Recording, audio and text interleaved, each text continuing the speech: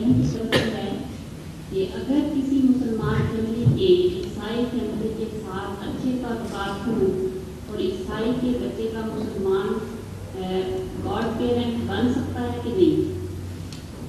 क्या इमाम साहब माहिर फन? अगर किसी मुसलमान फैमिली के ईसाई फैमिली से अच्छे ताल्लुकात हों तो क्या जो ईसाई है वो उसका गॉड पेरेंट बन सकता है? बना ज़रूरत क्या है गॉड पेरेंट बनाने की? ये बात ही बेहुदा सी है। एक खुदा ने जो बाप बना दिया बस काफ़ी है। ये तो ईसाइयों की रस्में हैं फजूल।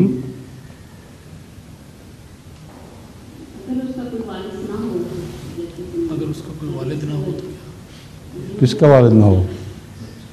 बच्चे का? बच्चे का तो वालिद होगा। जिंदा ना हो, ये बात। जिंदा ना हो तो फिर क्या हो गया? वालिद तो खुदा ही बनाता है। वालिद तो बना नहीं सकती है।